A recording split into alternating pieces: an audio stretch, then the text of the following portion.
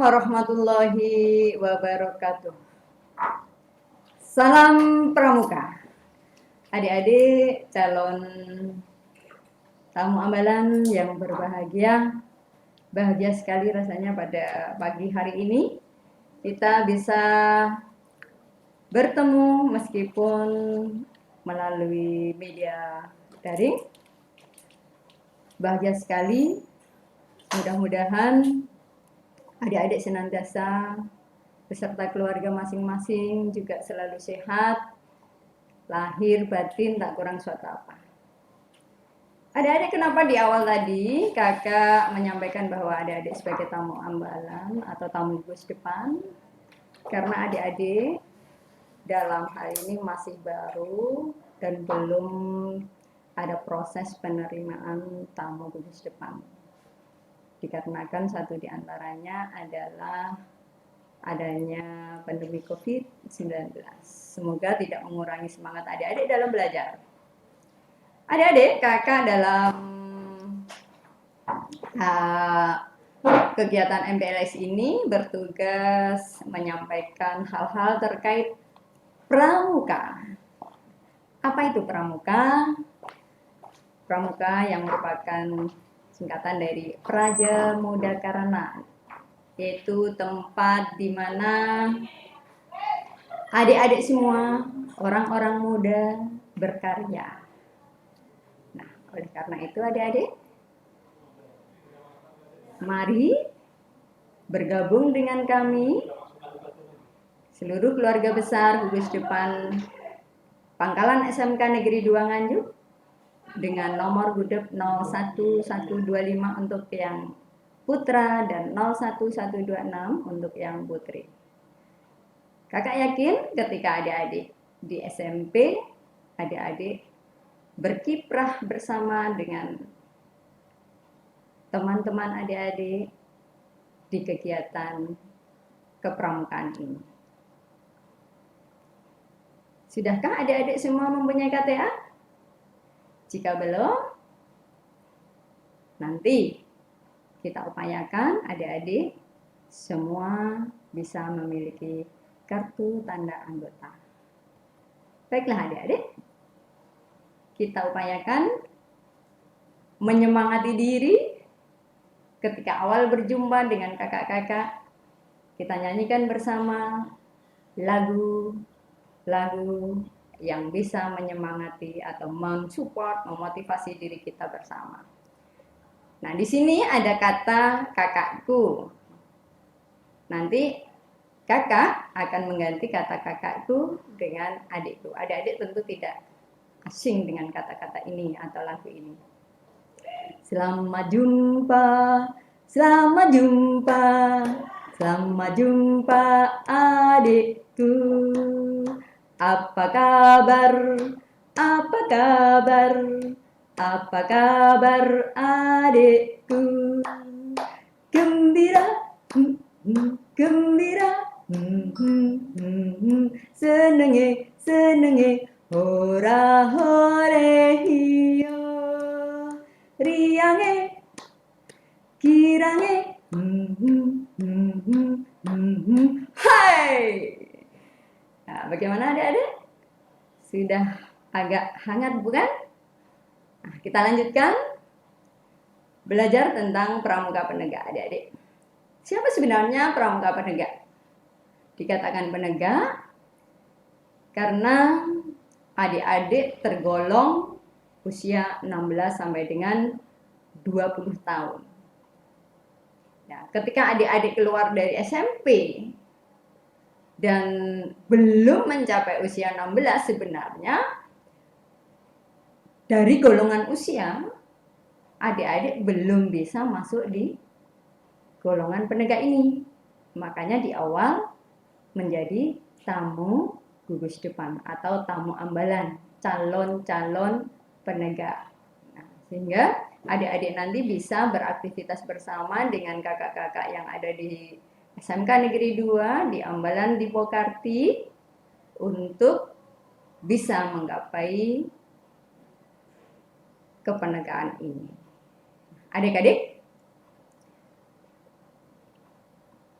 sebenarnya kepramukaan itu? Kalau ditinjau dari pemahaman atau pengertiannya, tentu adik-adik tidak asing lagi. Oh, kegiatan kepramukaan itu adalah kegiatan yang dilakukan di lingkungan luar sekolah atau luar lingkungan keluarga. Nah, kalau kita perhatikan adik-adik, Peraturan Presiden nomor 87 tahun 2017, teknik penerapan pendidikan kepramukaan itu ada 8. Jadi tidak boleh lepas dari Peraturan Presiden nomor 87 tahun 2017 ini. Jadi kita lihat di sini gambar-gambar yang sudah kakak upload di sini, adik-adik bisa lihat, adik-adik bisa mencermati bahwa pendidikan kepramukaan penerapannya dengan praktek langsung. Maksudnya bagaimana? Ketika adik-adik berkegiatan, nah yang pertama ini ada kegiatan pastilantas, ada kegiatan mendirikan tenda, ada kegiatan kerja bakti, ada kegiatan berenang. Jadi tidak hanya teori-teori, langsung praktek di lapangan. Oh ya, di sana juga ada praktek membuat dragbar. Dengan kegiatan-kegiatan langsung ini diharapkan adik-adik benar-benar mendapatkan pengalaman utuh, sehingga adik-adik tahu bagaimana menyelesaikan apabila ada kesulitan-kesulitan atau ada hal-hal yang kurang adik-adik pahami. Adik-adik secara tidak langsung bisa mendapatkan solusi ketika melakukan kegiatan secara langsung ini. Selanjutnya, untuk teknik penerapan pendidikan kepramukaan yang kedua adalah dengan permainan. Jadi dengan bermain adik-adik sebenarnya belajar. Belajar banyak, karena bermain tidak mungkin sendiri. Bermain pasti berkelompok. Nah, permainan pasti ada aturannya. Aturan permainan yang dipahami oleh seluruh anggota kelompok itulah yang akhirnya mampu membawa adik-adik menyelesaikan permainan itu dengan hasil menyenangkan, membuat tubuh adik-adik sehat, membuat pikiran adik-adik menjadi tenang, hati gembira. Selanjutnya, untuk teknik penerapan pendidikan kepramukaan yang ketiga apa? Perjalanan adik-adik. Perjalanan di sini tidak dimaknai sebagai jalan atau kegiatan apa ya? Tidak dimaknai sebagai kegiatan penjelajahan begitu saja, tidak. Jadi aktivitas keberlangsungan kegiatan yang adik-adik lakukan itu secara terus-menerus. Jadi dari tahun ke tahun, dari hari ke hari, dari minggu ke minggu, dari bulan ke bulan, dari tahun ke tahun menghasilkan produk. Nah, di sini kakak perlihatkan perjalanan kakak-kakak adik-adik semua dari angkatan ke-31, 32, 33 dan 34. 31 yang pakai seragam pramuka duduk di bawah. Sedangkan 32 yang pakai PSL dengan slip merah. 33 yang pakai slip biru, slip putih maksudnya, yang di tengah itu fotonya. Dan yang terakhir adalah kaos yang dengan strip kuning. Perjalanan gugus depan SMK Negeri 2 Nganjuk sudah sampai ke 34. Nah, adik-adik adalah calon anggota Gerakan Pramuka Pangkalan SMK Negeri 2 yang ke-35. Untuk yang nomor 4 apa? Nah, Teknik penerapan pendidikan kepramukaan yang keempat adalah diskusi. Adik-adik di kegiatan kepramukaan diberikan permasalahan-permasalahan yang harus mampu adik-adik selesaikan secara berkelompok. Nah, kegiatan ini tetap dalam pantauan, dalam bimbingan oleh kakak-kakak pembina. Sehingga apabila ada permasalahan yang tetap belum bisa diselesaikan karena hadirnya orang dewasa, permasalahan itu bisa diurai. Selanjutnya, untuk teknik penerapan pendidikan kepramukaan yang kelima, adik-adik adalah produktif. Nah, alhamdulillah kakak sangat bahagia sekali karena apa? Adik-adik di sini semuanya bisa mensupport, memotivasi diri sehingga adik-adik mampu berkarya, berkreasi. Ada yang membatik, ada yang menulis buku, ada yang membuat baju. Nah, kebetulan ini yang ada di gambar ketiga adalah kakak kalian ketika mementaskan atau menunjukkan hasil kreasinya, membuat baju pesta di kegiatan Perkemahan Wirakarya Provinsi Jawa Timur yang dilaksanakan tahun 2019 kemarin di lapangan Keramat. Meskipun keadaan hujan deras waktu itu, kakak-kakak kalian alhamdulillah masih diberi kemampuan untuk mempresentasikan, memperlihatkan kepada seluruh anggota pramuka dari berbagai kabupaten yang hadir di kegiatan Perkemahan Wirakarya tersebut. Selanjutnya adik-adik, untuk teknik penerapan pendidikan kepramukaan yang keenam adalah lagu. Biasanya kalau lagu begini tidak hanya dengan tepuk tangan, tidak hanya bernyanyi, adik-adik bisa berjoget, menari bersama. Di antaranya kegiatan-kegiatan yang kita alami bersama biasanya ada di kegiatan Api Unggun atau kegiatan-kegiatan harian atau mingguan yang kita laksanakan. Tetapi di event yang besar, adik-adik pun bisa memperlihatkan atau menunjukkan kreativitas adik-adik. Sekarang dunia digital betul-betul bisa menopang, mendorong adik-adik untuk menjadi kreator-kreator sehingga produktivitas benar-benar menjadi tujuan bagi pramuka. Selanjutnya untuk teknik penerapan pendidikan kepramukaan yang ketujuh adalah gerak. Nah, gerak aktivitas yang dilakukan di sini ada manfaatnya bagi lingkungan. Bisa berupa kerja bakti, bisa berupa unjuk kerja, kebolehan seperti yang sudah kakak jelaskan sebelumnya.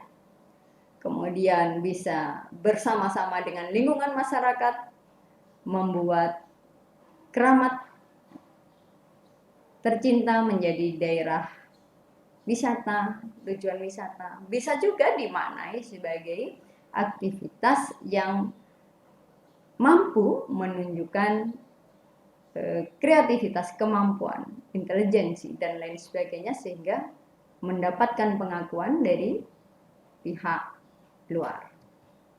Sedangkan yang ke-8, adik-adik, teknik penerapan pendidikan kepramukaan adalah widya wisata.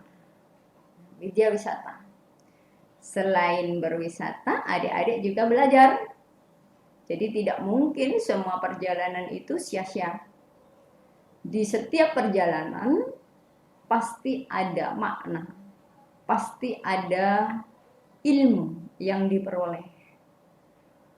Dalam kegiatan mountaineering, dalam kegiatan pengembaraan, pasti adik-adik menemui banyak hal yang bisa menjadikan pengalaman adik-adik bertambah luar biasa. Jadi, ketika nanti adik-adik bergabung di kegiatan kepramukaan, adik-adik akan mendapatkan ilmu ini bersama kakak-kakak di sekolah. Selanjutnya yang ke-9 adalah simulasi. Nah, simulasi apabila kegiatan itu dilaksanakan di gugus depan, sayang sekali gambarnya kakak tidak mendapatkan waktu itu. Biasanya mensimulasikan hal-hal terkait dengan permasalahan terkini yang terjadi di lingkungan. Nah, kita cari solusinya. Adik-adik dimintai pendapat, menyampaikan informasi, merangkum semua info-info yang bermanfaat bagi lingkungan masyarakat dan diri sendiri maupun keluarga. Kegiatan yang kakak perlihatkan di sini adalah simulasi yang dilaksanakan oleh kakak-kakak kalian, baik itu angkatan 33 maupun 32, ketika mengikuti kegiatan di Jawa Timur, di Malang, Batu Malang. Yang terakhir adalah napak tilas. Napak tilas di sini kegiatan yang luar biasa berat, juga luar biasa mengesankan, juga luar biasa menumbuhkan motivasi diri cinta pada negeri, menumbuhkan nasionalisme yang tinggi, karena dengan mengikuti napak tilas ini adik-adik pramuka mampu melihat ke belakang bahwa sebenarnya negeri ini tidak langsung kita terima merdeka sehingga kita bisa berkegiatan bebas merdeka seperti saat ini. Ada proses yang luar biasa yang dialami oleh para pendahulu kita. Adik-adik, dalam melaksanakan kegiatan kepramukaan tidak bisa lepas dari metode kepramukaan. Metode kepramukaan yang pertama adalah pengenalan dan pengamalan kode kehormatan. Tentunya adik-adik tahu kode kehormatan pramuka. Apa itu kode kehormatan? Kode kehormatan adalah norma dalam kehidupan siapa? Dalam kehidupan pramuka. Untuk apa? Untuk menjadi ukuran atau standar tingkah laku pramuka. Di mana? Di masyarakat. Sehingga sebagai pramuka harus benar-benar memahami norma yang berlangsung, yang berlaku di masyarakat itu seperti apa. Ada batasan-batasannya. Sehingga dengan memahami kode kehormatan, adik-adik mampu menjadi pramuka-pramuka yang handal, yang senantiasa pantas dan layak, serta patut menjadi contoh atau teladan bagi seluruh generasi muda usia adik-adik.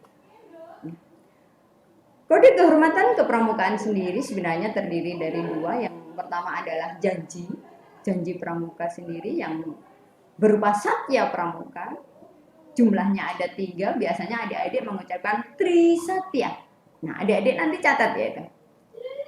Bunyinya seperti apa Trisatya pramuka atau Satya pramuka yang jumlahnya 3. Tolong nanti selesai kegiatan ini adik-adik catat dan serahkan kepada panitia. Bunyi Trisatya, bunyi Satya pramuka yang benar seperti apa. Dan bunyi Dharma pramuka yang benar seperti apa. Karena Dharma pramuka di sini merupakan kekuatan moral bagi pramuka di samping Satya pramuka. Jadi tugas adik-adik nanti mencatat Satya maupun Dharma pramuka yang benar yang merupakan ketentuan moral bagi pramuka.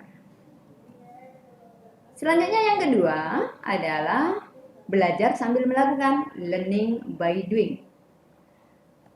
Menurut UNESCO, learning by doing di sini ada 4 pilar. Harus meliputi 4 pilar. Yang pertama adalah learning to know, belajar mengetahui. Karena pendidikan pada hakikatnya adalah merupakan usaha untuk mencari agar mengetahui informasi yang dibutuhkan dan berguna bagi kehidupan.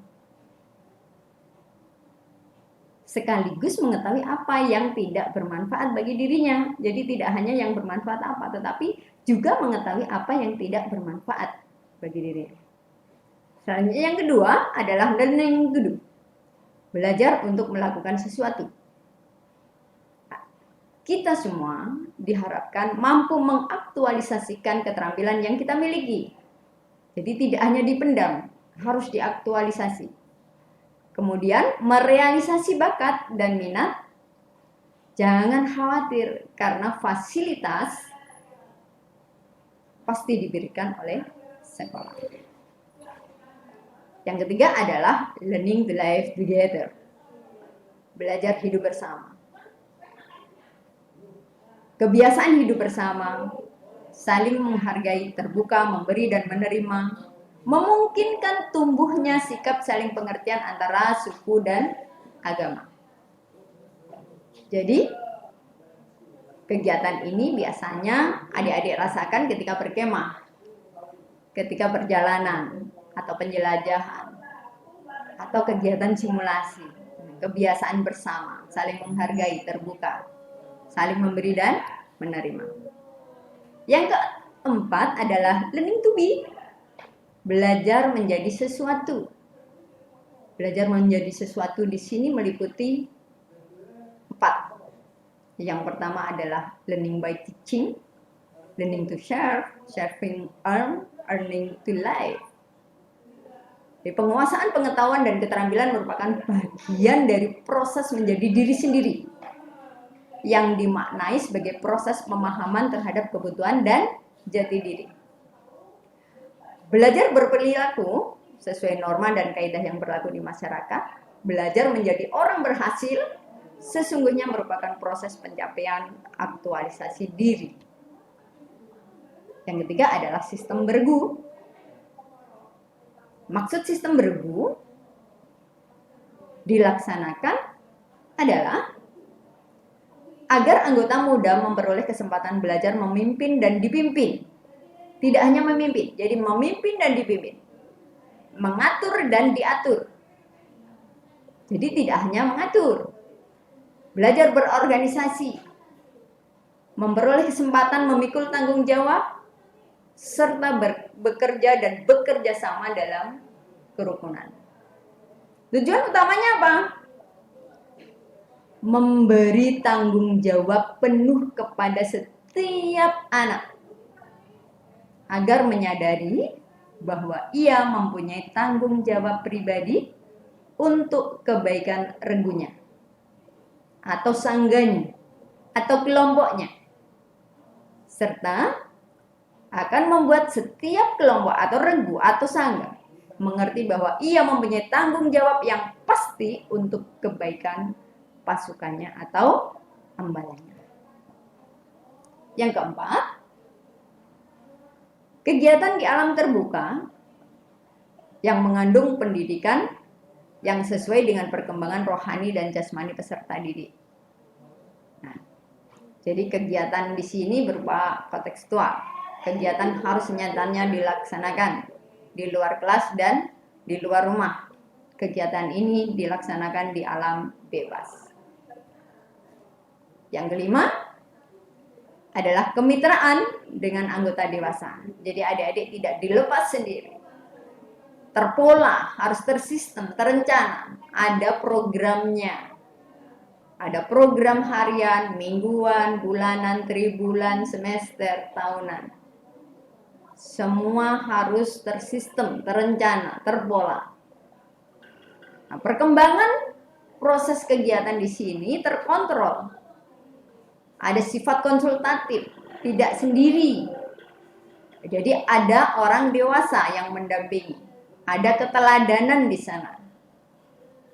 Ada motivasi atau pembimbingan yang diberikan oleh pramuka dewasa atau anggota dewasa.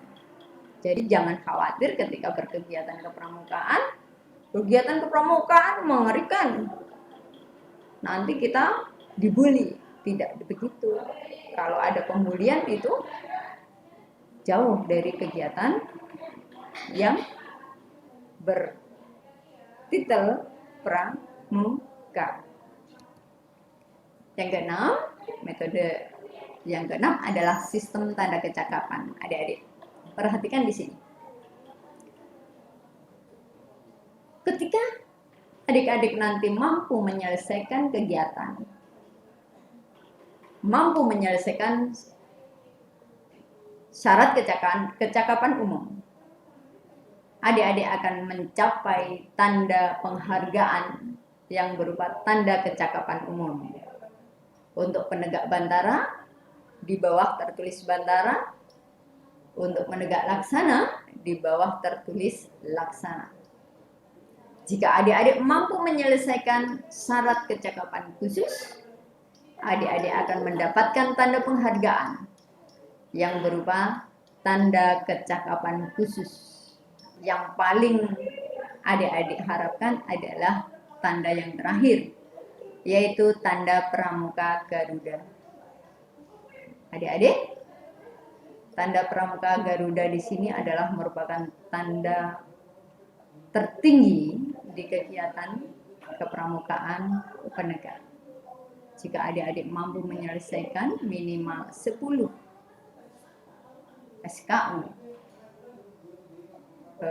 SKK, yang akhirnya adik-adik memperoleh TKK dan TKU, maka TKU di situ SKU-nya ada 23, kemudian SKK di sini yang harus adik-adik selesaikan minimal 10, kemudian yang terakhir Pramuka Garuda. Terkait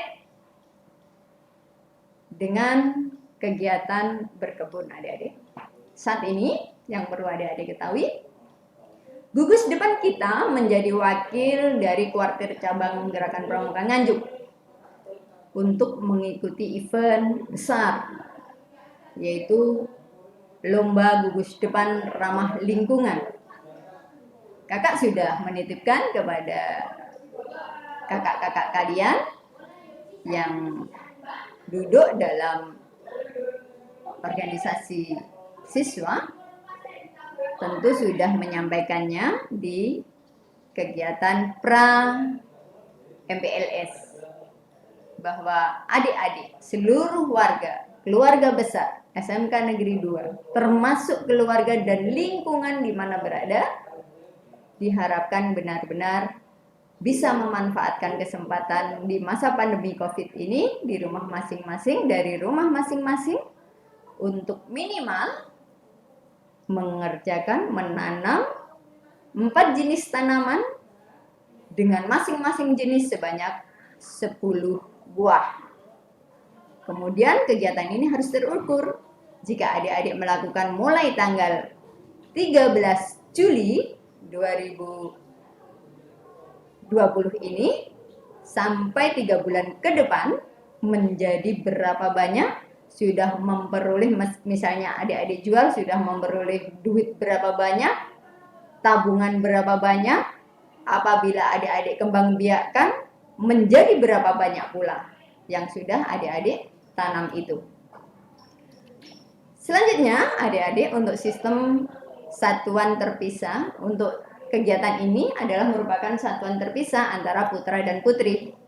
Jadi tidak bisa disamakan, digabung antara laki-laki dan perempuan. Yang terakhir adalah kiasan dasar adik-adik.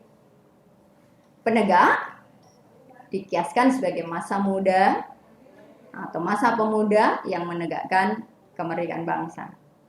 Satuan terkecil di dalam kepenegaan di sini disebut sangga atau gubuk atau rumah kecil, di mana biasanya kita dapati di tengah-tengah sawah. Isinya terdiri dari 4-8 orang.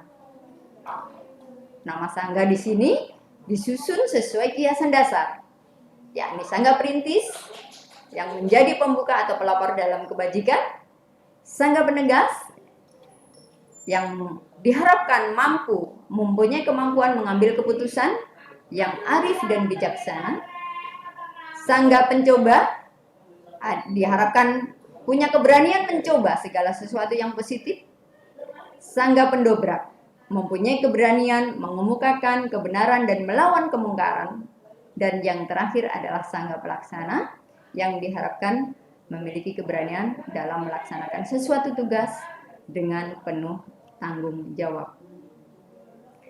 Ambalan penegak idealnya terdiri dari 12 sampai 32 pramuka adik-adik. Jadi tidak harus seluruh siswa menjadi anggota ambalan, tidak.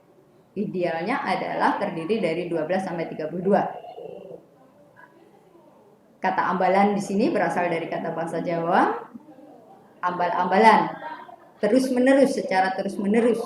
Tanda kecakapan umumnya pramuka penegak yang hijau tadi, TKU tadi, diletakkan di pundak.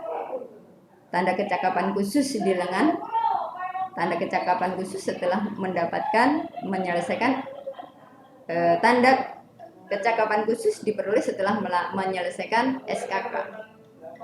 Minimal jumlahnya 5, diletakkan di pundak, tapi jika lebih atau sampai 10 bisa diletakkan di selempang. Dan yang terakhir adalah tanda pramuka Garuda tadi. Nah, sejarah kepramukaan di Indonesia dimulai tahun 1916 di Surakarta, didirikan oleh Mangkunegara ke-7, diberi nama Javanse Pathfinders Organisasi. Disusul tahun 1923 di Bandung, berdiri Nasionale Pathfinders Organisasi, dan disusul dengan Jong Indonesische Pathfinders Organisasi di Jakarta. Selanjutnya pada tahun 1926, dua organisasi ini melebur menjadi satu, tepatnya di Bandung. Namanya diubah menjadi Indonesische Nasionale Pathfinders Organisasi. Pada tanggal 26 Oktober 2010, Dewan Perwakilan Rakyat secara resmi mengesahkan Undang-Undang Nomor 12 Tahun 2010 tentang Gerakan Pramuka.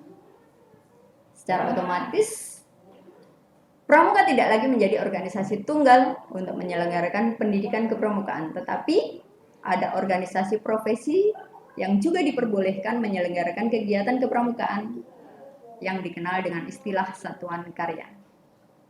Satuan karya menjadi wadah pendidikan guna menyalurkan minat, mengembangkan bakat, meningkatkan pengetahuan, kemampuan, keterampilan, dan pengalaman para pramuka dalam berbagai bidang kejuruan, serta memotivasi mereka untuk melaksanakan kegiatan nyata dan produktif. Arahnya ke sana adik-adik. Jadi adik-adik bisa berkegiatan di Saka dengan catatan syarat utamanya adalah adik-adik tercatat mengikuti kegiatan pramuka reguler, adik-adik, reguler. Jadi bukan pramuka wajib, pramuka reguler di sekolah, sehingga dengan begitu adik-adik mengisi waktu 2 minggu sekali atau 3 minggu sekali mengikuti kegiatan di satuan karya. Adik-adik boleh berbangga karena pemerintah sekarang membuka kesempatan yang sangat luas kepada adik-adik semua untuk yang sudah di kelas 12 apabila aktif di kegiatan kepramukaan, adik-adik bisa melanjutkan pendidikan di jenjang perguruan tinggi melalui jalur prestasi pramuka. Jadi kalau berkegiatan bersungguh-sungguhlah. Tujuan gerakan pramuka adik-adik. Yang pertama adalah memiliki kepribadian yang beriman, bertakwa, berakhlak mulia, berjiwa patriotik, taat hukum, disiplin, menjunjung tinggi nilai-nilai luhur bangsa, berkecakapan hidup, sehat jasmani dan rohani. Yang kedua, menjadi warga negara yang berjiwa Pancasila, setia patuh pada NKRI, serta menjadi anggota masyarakat yang baik dan berguna, yang dapat membangun dirinya sendiri secara mandiri dan bersama-sama bertanggung jawab atas pembangunan bangsa dan negara. Juga memiliki kepedulian terhadap sesama hidup dan lingkungan alam. Sekarang perhatikan ini yang terakhir yang benar-benar harus adik-adik pahami. Bahwa menurut Peraturan Menteri Pendidikan dan Kebudayaan Republik Indonesia Nomor 63 Tahun 2014 tentang pendidikan kepramukaan sebagai kegiatan ekstrakurikuler wajib pada pendidikan dasar dan pendidikan menengah. Istilah yang digunakan adik-adik, ekstrakurikuler wajib pendidikan kepramukaan. Karena wajib harus diikuti oleh seluruh siswa. Kapan dilaksanakan? 1 minggu 1 kali. Setiap pertemuan selama 120 menit mengacu pada rencana pelaksanaan kegiatan ekstrakurikuler. Ada silabus dan bermuara pada nilai rapot yang bisa mempengaruhi kenaikan kelas bagi adik-adik semua. Demikian adik-adik. Jadi silahkan benar-benar dicermati kegiatan yang terakhir ini, maksudnya Peraturan Menteri Pendidikan dan Kebudayaan Republik Indonesia Nomor 63 Tahun 2014 ini. Sehingga adik-adik benar-benar dengan disiplin dan bertanggung jawab dapat mengikuti kegiatan ekstrakurikuler wajib ini 1 minggu sekali, 120 menit, dan secara terus-menerus mendapatkan hasil akhir yang bermuara pada nilai rapor. Demikian, terima kasih atas perhatiannya. Jangan lupa tugas akhir yang sudah kakak berikan tadi, termasuk kegiatan Lomba Gugus Depan Ramah Lingkungan tingkat Provinsi Jawa Timur. Silahkan adik-adik wujudkan, tanya kepada kakak-kakak kalian yang mendampingi kalian di pra MBLS. Pasti hashtagnya sudah diberikan. Semoga bermanfaat.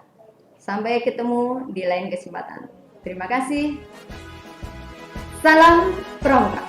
Wassalamualaikum warahmatullahi wabarakatuh.